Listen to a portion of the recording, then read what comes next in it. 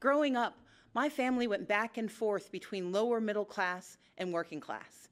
Yet even when they came home weary and bone-tired, my parents found a way to show us all who we could be. My librarian mother taught us to love learning. My father, a shipyard worker, put in overtime and extra shifts, and they made sure we volunteered to help others. Later, they both became United Methodist ministers, an expression of the faith that guides us. These were our family values: faith, service, education, and responsibility. Now, we only had one car, so sometimes my dad had to hitchhike and walk long stretches during the 30-mile trip home from the shipyards. One rainy night, my mom got worried. We piled in the car and went out looking for him, and we eventually found my dad making his way along the road, soaked and shivering in his shirt sleeves. When he got in the car, my mom asked if he'd left his coat at work. He explained that he'd given it to a homeless man he'd met on the highway. When we asked why he'd given away his only jacket, my dad turned to us and said, "I knew when I left that man he'd still be alone, but I could give him my coat because I knew you were coming for me." Our power and strength as Americans lives in our hard work and our belief in more. My family understood firsthand that while success is not guaranteed, we live in a nation where opportunity is possible. But we do not succeed alone.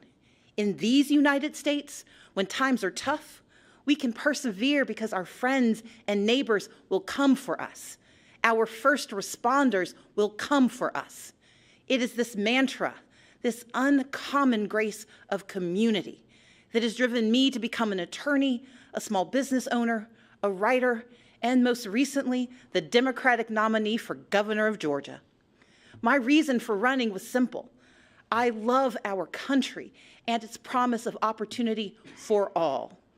And I stand here tonight because I hold fast to my father's credo. Together, we are coming for America, for a better America. Just a few weeks ago, I joined volunteers to distribute meals to furloughed federal workers. They waited in line for a box of food and a sliver of hope since they hadn't received paychecks in weeks. Making livelihoods of our federal workers a pawn for political games is a disgrace. The shutdown was a stunt engineered by the President of the United States, one that defied every tenet of fairness and abandoned not just our people, but our values. For 7 years, I led the Democratic Party in the Georgia House of Representatives. I didn't always agree with the Republican speaker or governor, but I understood that our constituents didn't care about our political parties, they cared about their lives. So when we had to negotiate criminal justice reform or transportation or foster care improvements, the leaders of our state didn't shut down. We came together and we kept our word. It should be no different in our nation's capital. We may come from different sides of the political aisle, but our joint commitment to the ideals of this nation cannot be negotiable. Our most urgent work is to realize Americans' dreams of today and tomorrow, to carve a path to independence and prosperity that can last a lifetime. Children deserve an excellent education from cradle to career. We owe them safe schools and the highest standards, regardless of zip code.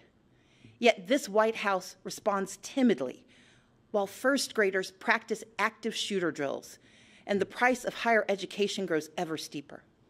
From now on, our leaders must be willing to tackle gun safety measures and face the crippling effect of educational loans, to support educators and invest what is necessary to unleash the power of America's greatest minds.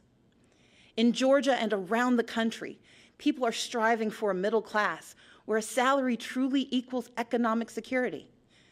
But instead, families' hopes are being crushed by Republican leadership that ignores real life or just doesn't understand it.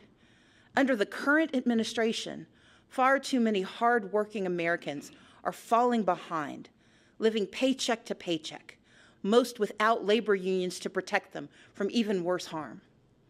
The Republican tax bill rigged the system against working people. Rather than bringing back jobs, plants are closing, layoffs are looming, and wages struggle to keep pace with the actual cost of living.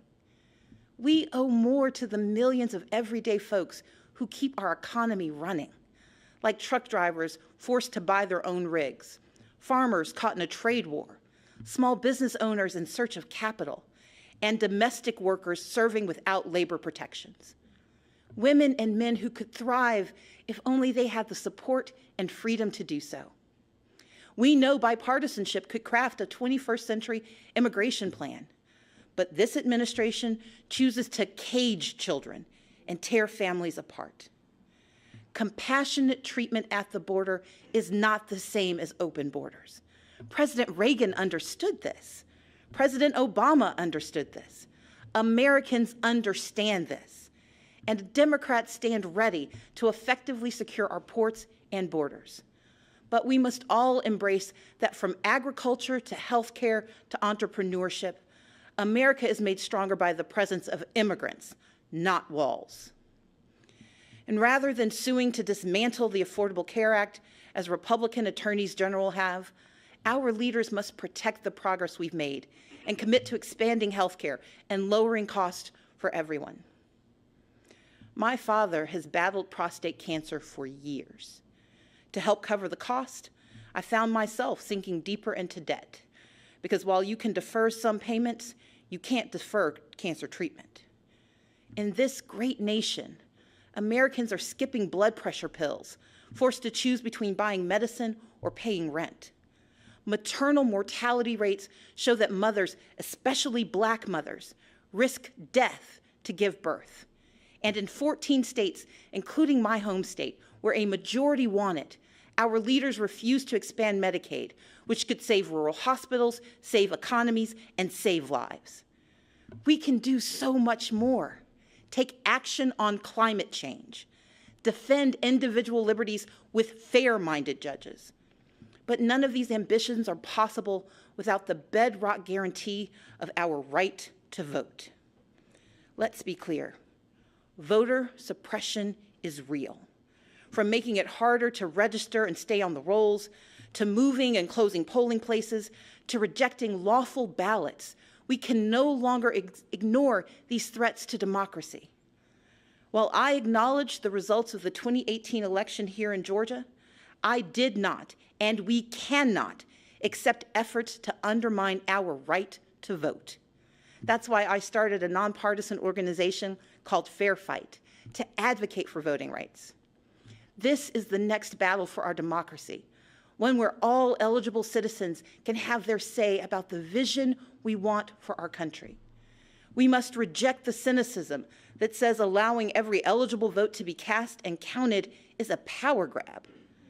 Americans understand that these are the values our brave men and women in uniform and our veterans risk their lives to defend. The foundation of our moral leadership around the globe is free and fair elections, where voters pick their leaders, not where politicians pick their voters. In this time of division and crisis, we must come together and stand for and with one another. America has stumbled time and again on its quest towards justice and equality. But with each generation, we have revisited our fundamental truths, and where we falter, we make amends.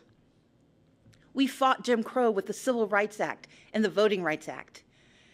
Yet we continue to confront racism from our past and in our present, which is why we must hold everyone from the highest offices to our own families accountable for racist words and deeds, and call racism what it is, wrong.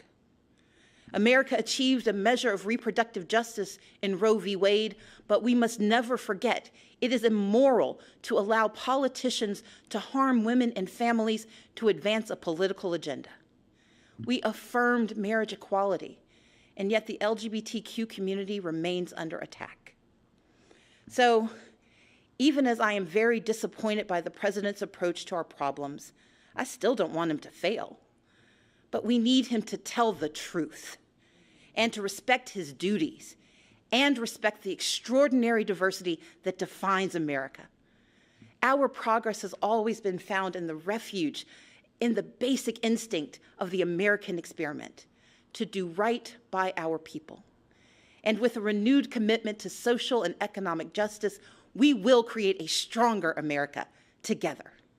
Because America wins by fighting for our shared values against all enemies, foreign and domestic. That is who we are.